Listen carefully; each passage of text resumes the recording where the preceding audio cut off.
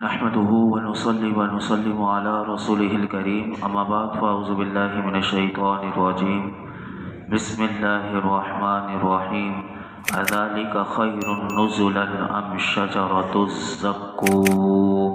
إنا جعلناها فتنة للظالمين۔ تو یہ مہمان نوازی بہتر ہے یا زقوم کا درخت؟ بے شک ہم نے اس درخت کو ظالموں کے لیے آزمائش بنا دیا ہے۔ جنت کی نعمتیں، اس کی لذتیں، وہاں کے نفیس لطیف کھانے اور مشروبات، دائمی عیش اور بے انتہا راحت اور سرور جو پیچھے آپ نے سماعت کیا تھا، اللہ تعالیٰ فرماتا ہے یہ بہتر ہے یا جہنم میں ملنے والا زقوم کا درخت جو نہایت تلخ، انتہائی بدبودار، حد درجے کا بد مزے دار اور سخت ناگوار ہے، جس سے دوزخیوں کی میزبانی کی جائے گی اور ان کو اس کو کھانے پر مجبور کیا جائے گا۔ اللہ تعالیٰ فرماتا ہے یہ بہتر ہے یا جنت کی ساری نعمتیں؟ تو یہ ہمیں سوچنا چاہیے۔ حضرت عبداللہ بن عباس رضی اللہ عنہما سے روایت ہے کہ رسول اللہ صلی اللہ علیہ وسلم نے ارشاد فرمایا کہ جس زقوم کا اللہ نے ذکر کیا، اگر اس زقوم کے درخت کا ایک قطرہ اگر اللہ دنیا پر گرا دیتا، تو فرمایا کہ اگر ایک قطرہ بھی دنیا والوں پر گرا دیا جائے تو پوری دنیا والوں کی زندگی برباد ہو جائے۔ تو فرمایا ان لوگوں کا کیا حل ہوگا کہ جن کا کھانا ہی زقوم ہوگا۔ اللہ ہمارا ایمان سلامت رکھے اور جہنم کے اس عذاب سے ہماری حفاظت فرمائے۔ اور اسی آیت کریمہ میں اللہ نے فرمایا کہ اس درخت کو ہم نے ظالموں کے لیے آزمائش بنا دیا۔ کیسے بنایا وہ سنیے۔ اس کے دو معنی علماء نے کیے۔ ایک معنی یہ کیا کہ بے شک ہم نے زقوم کے درخت کو آخرت میں کافروں کے لیے عذاب بنا دیا، ایک معنی یہ کیا۔ دوسرا معنی یہ کیا کہ بے شک ہم نے اس درخت کو دنیا میں کافروں کے لیے آزمائش بنایا۔ جب کافروں نے اس جہنم کے درخت کے بارے میں سنا تو وہ فتنے میں مبتلا ہو گئے۔ اور وہ فتنہ کیا تھا؟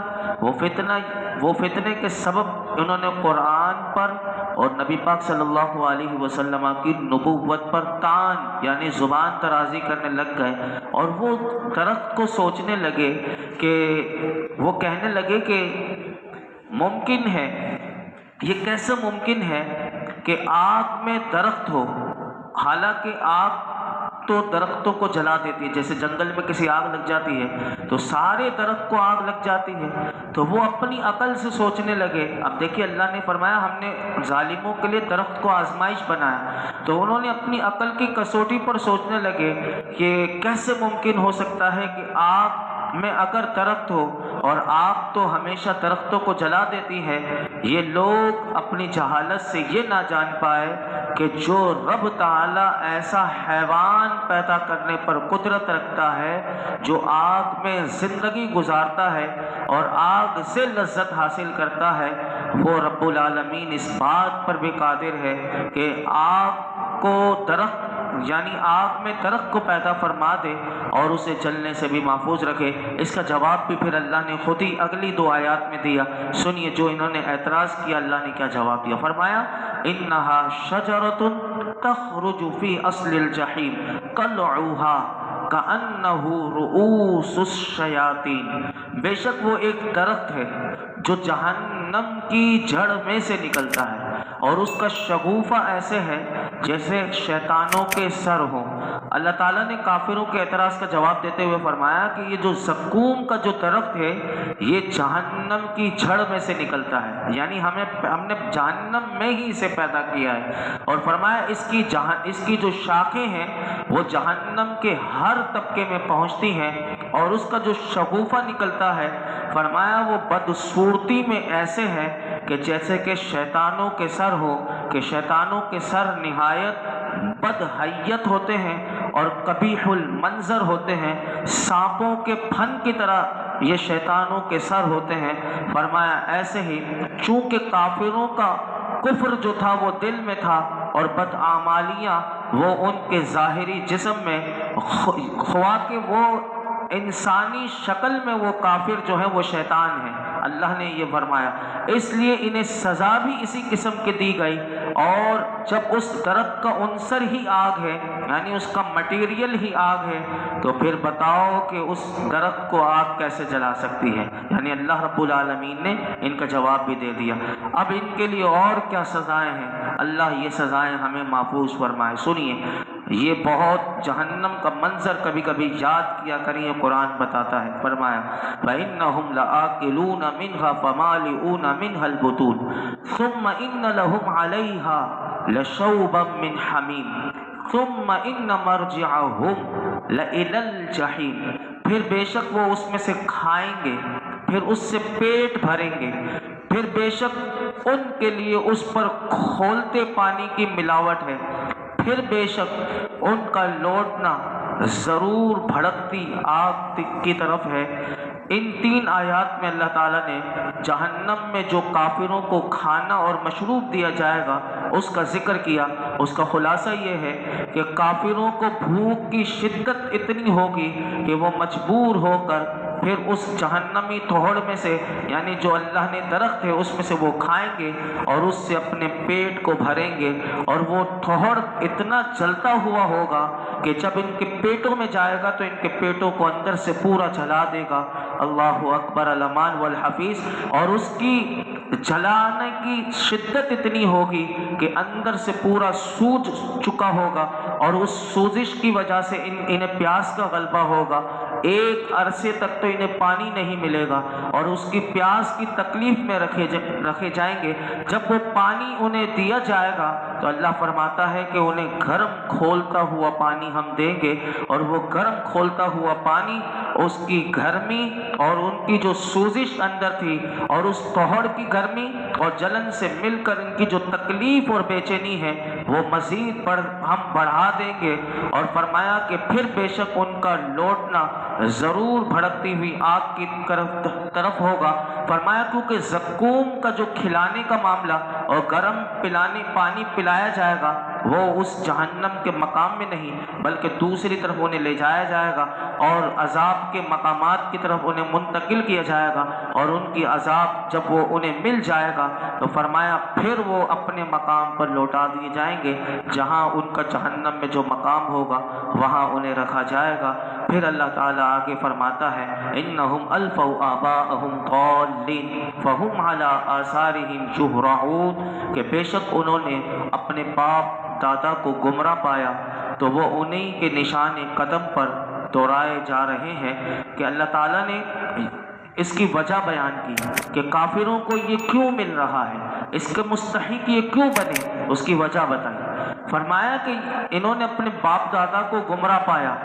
اور پھر بھی اس کے باوجود بھی اپنے باپ دادا کے گمراہی کے وہ نشان قدم پر یہ دوڑے جا رہے ہیں اور گمراہی میں ان کی پیروی کرتے ہیں، جبکہ ان کے سامنے حق کے واضح دلائل ہم نے رکھ دیے، لیکن ان حق کے واضح دلائل کے باوجود یہ آنکھیں بند کر لیتے ہیں۔ یاد رکھیے گا آج بھی ہمارے یہاں بھی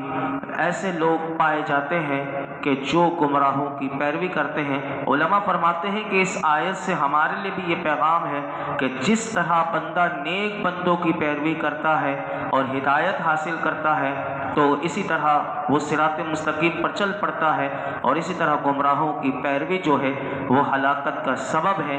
یاد رکھیے گا کہ رسم و رواج پر عمل کرنا یا انہیں کوئی مسئلہ درپیش ہو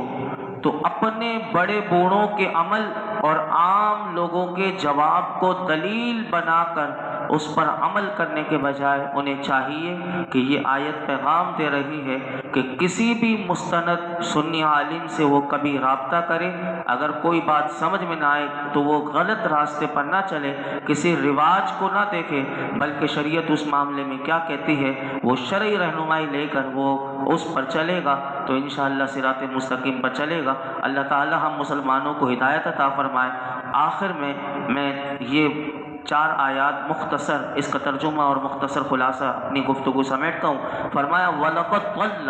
قَبْلَهُمْ أَكْثَرُ الْأَوَّلِينَ وَلَقَدْ أَرْسَلْنَا فِيهِمْ مُنذِرِينَ فَانظُرْ كَيْفَ كَانَ عَاقِبَةُ الْمُنذَرِينَ إِلَّا عِبَادَ اللَّهِ الْمُخْلَصِينَ، اور بے شک ان سے پہلے بہت سے اگلے لوگ گمراہ ہوئے، اور بے شک ہم نے ان میں ڈر سنانے والے بھیجے، تو دیکھو ڈرائے جانے والوں کا کیسا انجام ہوا مگر اللہ کے چنے ہوئے بندے۔ اللہ نے فرمایا محبوب بے شک کفار قریش سے پہلے جو امتیں گزر چکی وہ لوگ بھی اسی وجہ سے گمراہ ہوئے کہ انہوں نے اپنے باپ دادا کی غلط راہ کو نہ چھوڑا،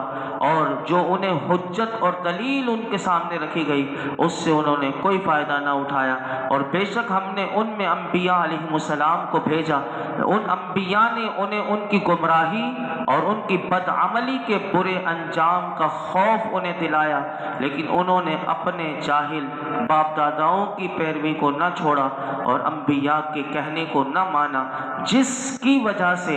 ان ڈرائے جانے والوں کا انجام یہ ہوا کہ وہ عذاب سے ہلاک کر دیے گئے، جبکہ اللہ کے چنے ہوئے بندے اسی عذاب میں جب یہ تباہ ہو رہے تھے، لیکن جب اللہ کے چنے ہوئے بندے فرمایا وہ عافیت میں رہے اور انہوں نے اپنے اخلاص اور اپنے ایمان کے سبب اللہ کے عذاب سے نجات پائی۔ آج بھی اللہ تعالیٰ ایسے لوگوں کو عافیت میں رکھتا ہے کہ جو ایمان پر کامل ڈٹے ہوئے ہوتے ہیں اور غلط راہ پر نہیں چلتے۔ اللہ تعالیٰ ہم سب کو ایمان کی سلامتی عطا فرمائے اور ہم سب کو اللہ تعالیٰ ایمان کامل عطا فرمائے، ہر غلط راستے سے، ہر گمراہی کے راستے سے، بدبختی سے، زوال نعمت سے اللہ تعالیٰ اپنے فضل و کرم سے ہم سب کو محفوظ فرمائے۔ الحمدللہ رب العالمین والصلاة والسلام علی سید الانبیاء والمرسلین وعلی آلہ واصحابہ اجمعین۔ اللہ پاک جو کچھ سنایا اس میں کوئی غلطی کوتاہی معاف فرما، اپنی بارگاہ میں شرف قبولیت عطا فرما، قرآن حکیم کا سمجھنا سمجھانا ہمارے لیے آسان کر دے، قرآن حکیم کا ذوق اور شوق ہمیں عطا فرما، قرآن حکیم کی تلاوت کرنا اور مولا کریم دوسروں کو سکھانا ہمارے لیے آسان کر دے۔ اللہ ہمیں برکتیں، رحمتیں، عزتیں عطا فرما، زوال نعمت سے بچا، بدبختی سے بچا۔ یا اللہ موت کے وقت ہم سب کے دین و ایمان کی حفاظت فرما، موت کے وقت ہم سب کا کلمہ حق لا الہ الا اللہ محمد رسول اللہ پڑھنا آسان فرما۔ رب کریم حضور کی امت میں جتنے بیمار ہیں اللہ سب کو شفا عطا فرما۔ گزشتہ کل ایک بس میں علاقے والے بھی ہمارے تھے جو نورانی سے آ رہے تھے، مزار شریف سے کھائی میں بس گر گئی، اس میں سے کئی زخمی ہیں اور کئی ہلاک ہو گئے۔ اللہ تعالیٰ جو دنیا سے چلے گئے ان کی بے حساب مغفرت فرمائے، اور جو زخمی ہیں اللہ تعالیٰ ان کو صحت، تندرستی، عافیت والی زندگی عطا فرمائے۔ سبحان صاحب کو اللہ ان کی بے حساب مغفرت فرمائے، جان زیب صاحب کو اور محمد رضوان کا روڈ ایکسیڈنٹ ہوا، ان کی بھی دماغ میں چوٹیں لگی ہوئی ہیں، اللہ انہیں بھی شفا عطا فرما۔ جتنے ہمارے گھر والوں میں اعزاء و اقارب میں بیمار ہیں پروردگار عالم سب کو شفا عطا فرما، ہمیں زمینی آسمانی آفات و بلیات سے، حادثات سے، مصیبتوں سے اللہ ہم سب کی، ہمارے گھر والوں کی حفاظت فرما، حضور کی امت کی حفاظت فرما۔ یہ جتنے حاضرین موجود ہیں اللہ سب کی جھولیوں کو، دامنوں کو مرادوں سے بھر دے۔ وصلی اللہ تعالی علی خیر خلق محمد وعلی آلہ وصحبہ اجمعین۔